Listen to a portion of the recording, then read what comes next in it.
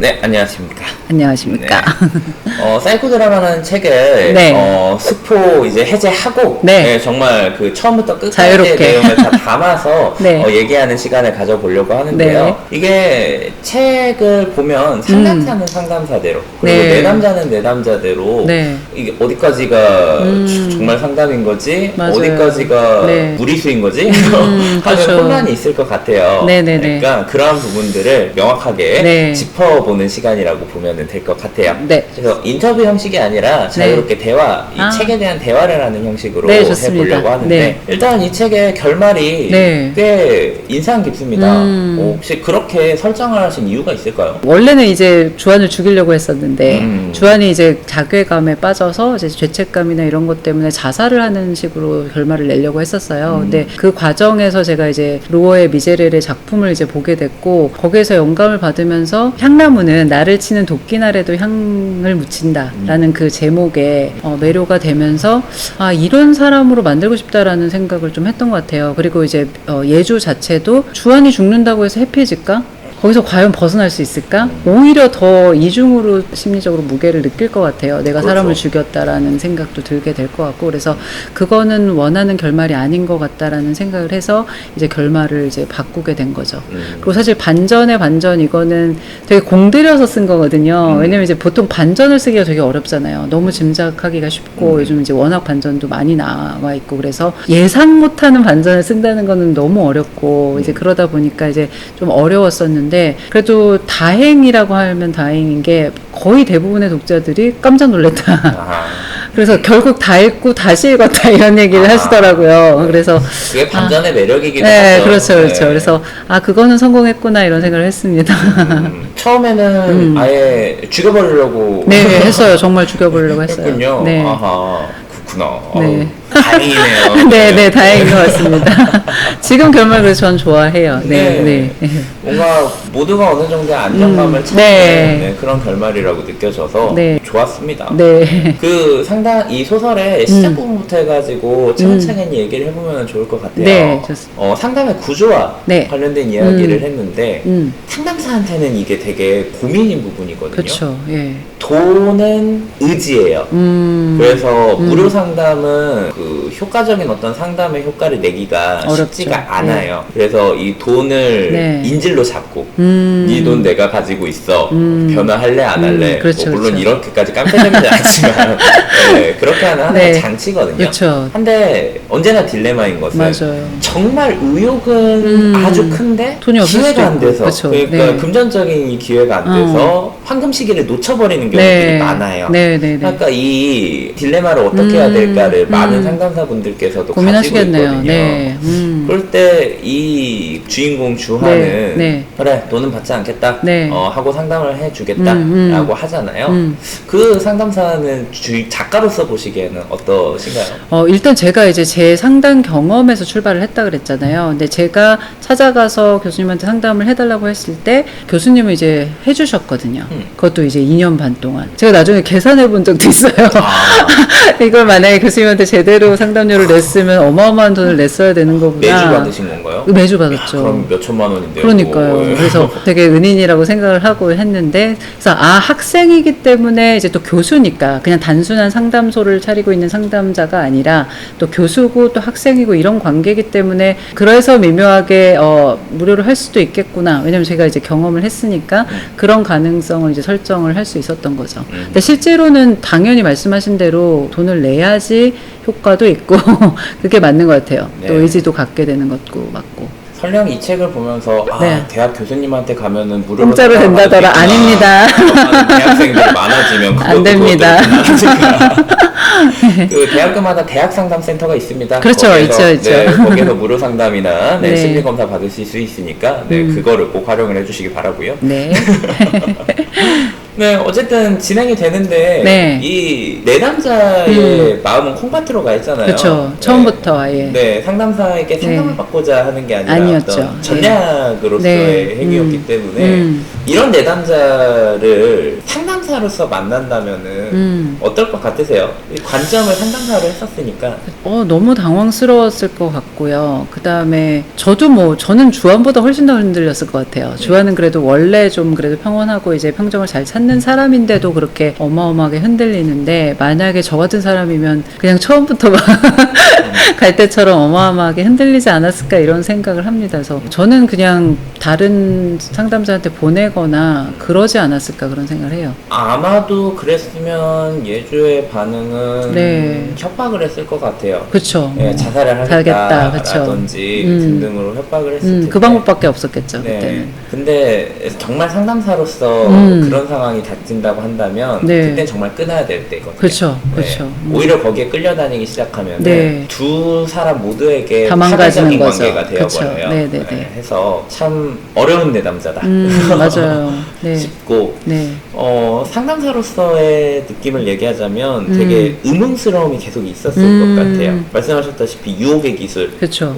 이 사람을 혼란스럽게 만드는 그쵸. 거가 핵심이잖아요. 맞아요. 그래서 네. 계속 그 사람이 떠오르게 하고 네. 계속 그 사람이 궁금하게 맞아요. 하고 한데 말미나 이유는 알려주지 알려주지 않고, 않고, 네. 네. 계속 궁금하게. 네, 하는 흔들나리 효과를 만드는 네. 게 유혹의 기술이기 때문에 네.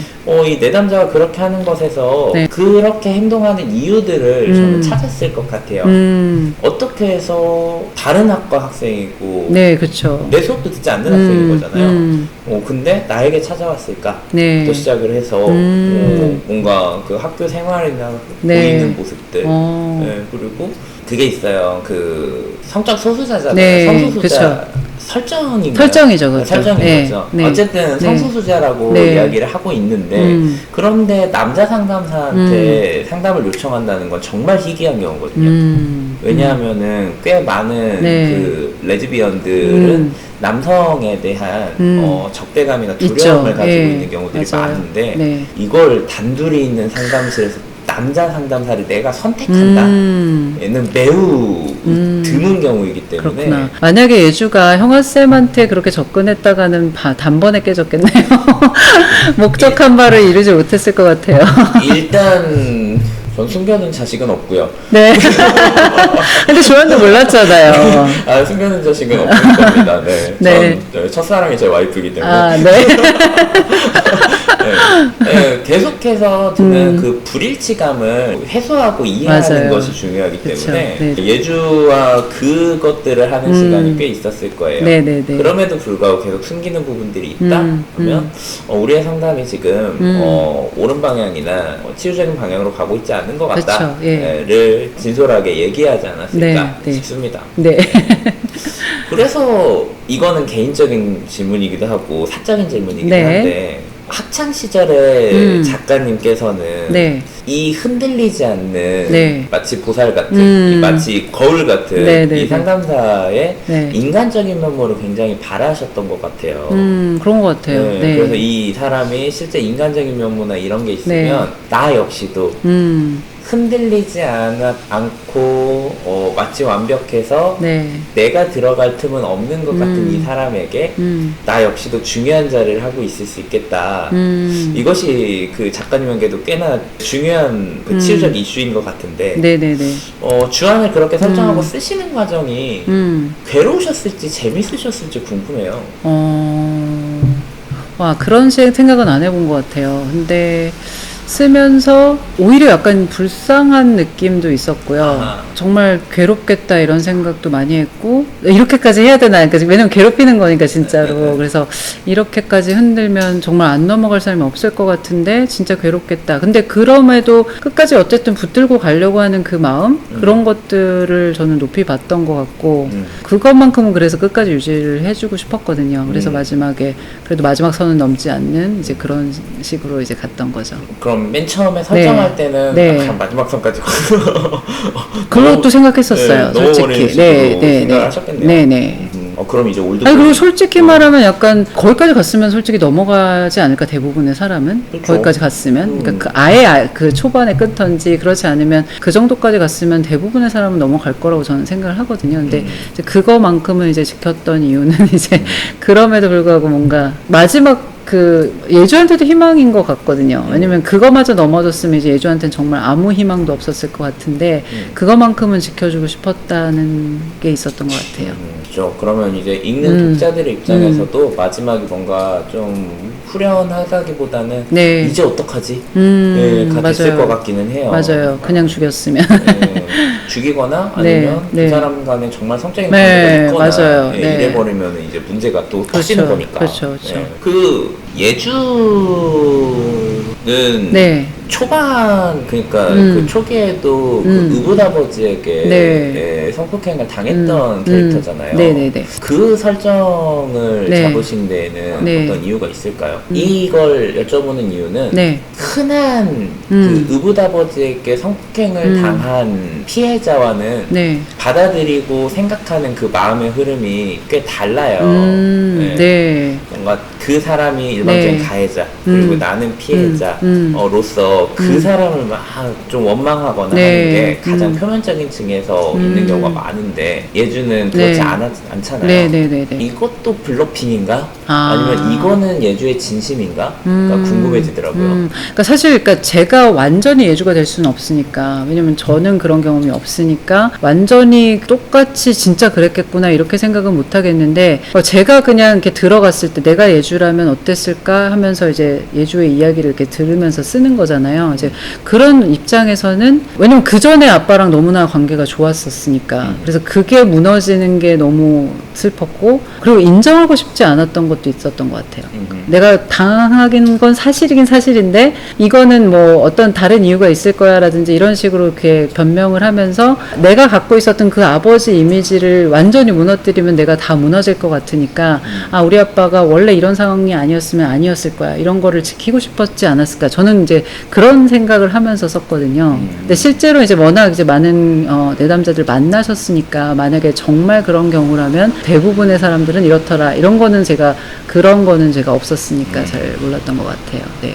그 자체가 워낙 그 개인한테 커다란 트라우마가 그쵸. 네. 될 사건이기 때문에. 네네네. 그런데 어쩌면 이 사람은 그 다음 단계로 간 거예요. 그렇죠. 왜냐면 그 두려움에 가려가지고 보지 못하게 되는 네. 것들이 있는데 네. 이 다음 단계인 오히려 어머니, 나를 지켜주는 네. 어머니에 대한 원망, 네네네. 그리고 결국에는 이 예주가 앓고 있는 것은 안정감에 대한 그렇죠. 이슈였거든요. 네, 맞아요. 그 네. 안정감이라는 것이 네. 무너지도록 만든 그 주요 대상에 대한 그리움이자 그렇죠. 분노였거든요. 네네네. 그래서 와, 되게 날카롭다는 생각을 오히려 했었어요. 아, 그렇구나. 네. 왜 그 성과 관련된 얘기니까 조심스럽긴 하나 성을 취하는 네. 사람들의 여러 마음 중에는 그걸 통해서 자신의 존재감을 확인하고 그쵸. 싶다, 네. 혹은 안정감을 보시고 싶다. 네. 특히 그 나의 남성에게 이 안기는 그 듬직함,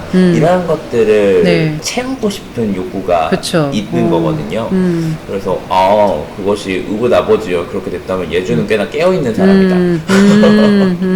그렇구나. 네. 그리고 그렇기 때문에 네. 이 마치 피도 눈물도 없는 딱딱한 사람일 것 같은 이 실제 아버지가 네. 흔들리고 자신에게 이렇게 하는 모습들이 예주에게 위로를 주었구나. 그쵸. 네. 네. 그리고 이때까지 생각했었던 네. 아버지의 그 모습과는 다른 그렇죠. 네. 반전의 모습을 보면서 네. 거기에서 좀 자유로움을 얻었구나 로 이렇게 흐름이 보이기는 했어요. 아, 그렇구나. 네. 다만 아쉬운 걸 얘기하자면 네. 상담사로서의 역할은 못했습니다. 그렇죠. 주한이. 네. 전혀 못했죠.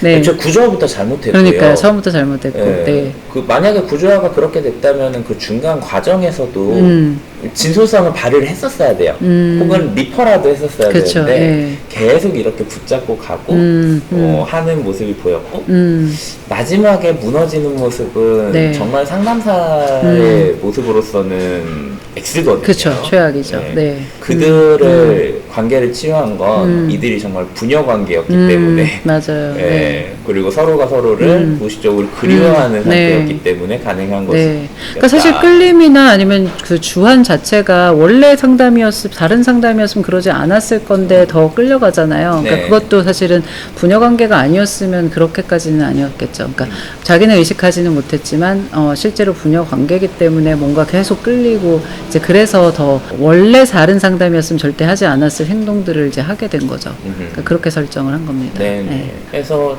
결과적인 치유였지만 관계가 만약 그렇지 않았다면 이게 꽤나 파국으로 갔을 그쵸. 것이다. 위험하죠. 네, 예. 싶기는 네. 했어요. 네.